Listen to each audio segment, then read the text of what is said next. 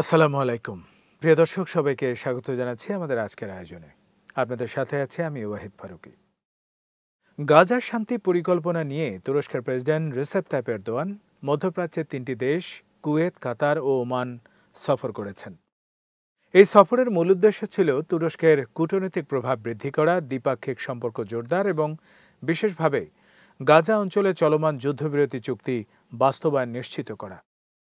Kuwait সফরের সময় তিনি কুয়েতের আমির শেখ মিশাল আল আহমদ আল সাবার সঙ্গে বৈঠক করেন। সেখানে তিনি গাজা অঞ্চলে অর্জিত যুদ্ধবিরতি রক্ষা করার গুরুত্ব তুলে ধরেন। তিনি ইসলামিক বিশ্বের প্রতি আহ্বান জানান তারা যেন ফিলিস্তিন ইসরায়েল দ্বিরাষ্ট্র সমাধানে একজোট হয়ে অবস্থান গ্রহণ করে। এরদোয়ান বৈঠকে বলেন, গাজায় স্থায়ী শান্তি প্রতিষ্ঠা করতে হলে আন্তর্জাতিক সম্প্রদায় ও ইসলামিক বিশ্বের সমন্বিত প্রচেষ্টা অপরিহার্য। তিনি জোর দিয়ে বলেন যে যুদ্ধবিরতি রক্ষা করা এখন সময়ের সবচেয়ে বড় প্রয়োজন। কুয়েত সফরের পর তিনি কাতারের রাজধানী দোহায় পৌঁছান এবং সেখানে কাতারের আমির Sheikh Tamim bin Hamad Al থানির সঙ্গে বৈঠক করেন। এই বৈঠকে দুই দেশের মধ্যে দ্বিপাক্ষিক সম্পর্ক, বাণিজ্য, বিনিয়োগ, সংস্কৃতি, ক্রীড়া, স্বাস্থ্য, ধর্মীয় বিষয়াদি ও গণমাধ্যম সম্পর্কিত 15টি নতুন চুক্তি স্বাক্ষরিত হয়।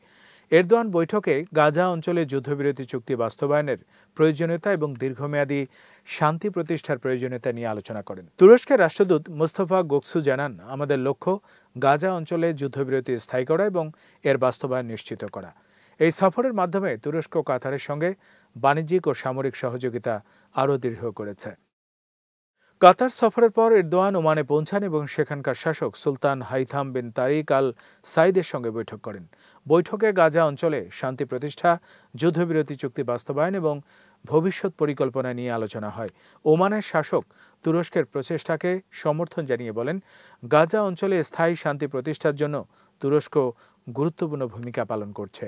এই সফরের মাধ্যমে স্পষ্ট হয়ে গেছে যে এরদোয়ানের নেতৃত্বে তুরস্ক মধ্যপ্রাচ্যের শান্তি এবং স্থিতিশীলতার ক্ষেত্রে সক্রিয় ভূমিকা রাখছে। তুরস্ক কেবল মধ্যস্থতা বা কূটনৈতিক প্রস্তাব করেছে তা নয়, বরং গাজার পুনর্গঠন ও মানবিক সহায়তা কার্যক্রমেও সক্রিয় রয়েছে।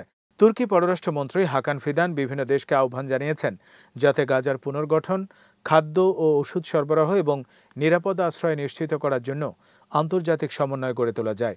ফিদান বলেন, যদি দ্বিরাষ্ট্র সমাধান বাস্তবায়িত হয়, তুরস্ক ফিলিস্তিনের নিরাপত্তা এবং আঞ্চলিক স্থিতিশীলতার জন্য গ্যারান্টার হিসেবে দায়িত্ব নিতে প্রস্তুত। এর অংশ হিসেবে মেহমেদ গুলুকে গাজার জন্য মানবিক সহায়তা সমন্বয়ক হিসেবে নিযুক্ত করা হয়েছে। তিনি ইতিমধ্যে গাজা পরিদর্শন করেছেন এবং জাতিসংঘ সংস্থা ও অন্যান্য আন্তর্জাতিক সংস্থার সঙ্গে কার্যক্রমের সমন্বয় করছেন। এরদোয়ানের নেতৃত্বে তুরস্ক মার্কিন প্রেসিডেন্ট ডোনাল্ড ট্রাম্পের সঙ্গে সমন্বয় করে গাজার প্রথম পর্যায়ের যুদ্ধবিরতি চুক্তি কার্যকর করার জন্য গুরুত্বপূর্ণ ভূমিকা পালন করছে।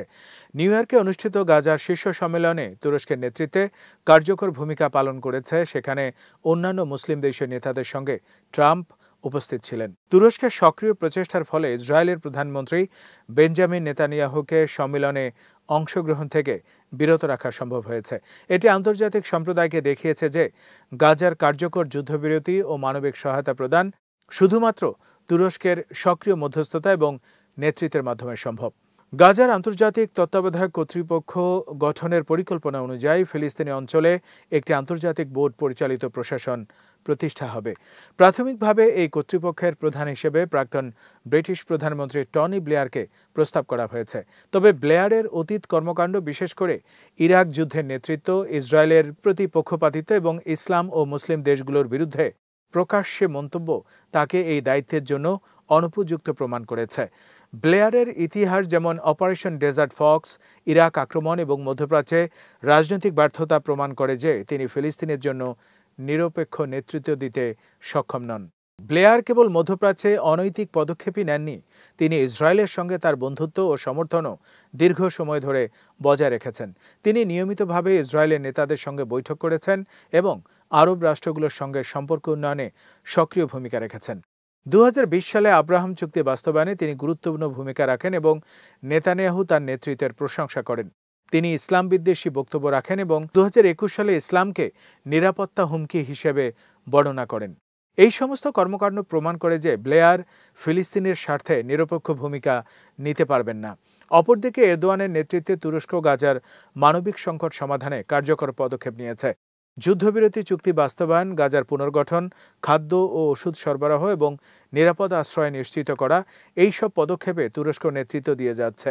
এরদোয়ান আন্তর্জাতিক সম্প্রদায়কে দেখিয়েছেন যে গাজার মানবিক সংকট সমাধানে কার্যকর নেতৃত্ব এবং বাস্তবসম্মত কূটনীতি প্রয়োজন, যা বিশ্ব সম্প্রদায়ের জন্য উদাহরণ হতে পারে। এই সফর এবং তুরস্কের প্রচেষ্টার মাধ্যমে স্পষ্ট হয়ে গেছে যে তুরস্ক কেবল মধ্যপ্রাচ্যের শক্তিশালী কূটনৈতিক রাষ্ট্র হিসেবে নয়, বরং গাজার মানবিক সংকট এবং সমাধানে একটি কার্যকর এবং নিরপেক্ষ মধ্যস্থতাকারী রাষ্ট্র হিসেবেও প্রতিষ্ঠিত হয়েছে। তুরস্কের নেতৃত্ব গাজার শান্তি, পুনর্গঠন এবং মানবিক সহায়তা প্রদানের ক্ষেত্রে অনন্য উদাহরণ হিসেবে বিবেচিত হচ্ছে। এরদোয়ানের এই পদক্ষেপগুলো আন্তর্জাতিক কূটনীতি ও মানবিক নীতির মধ্যে সমন্বয় ঘটাচ্ছে এবং অন্যান্য রাষ্ট্রের জন্য মডেল তৈরি করছে।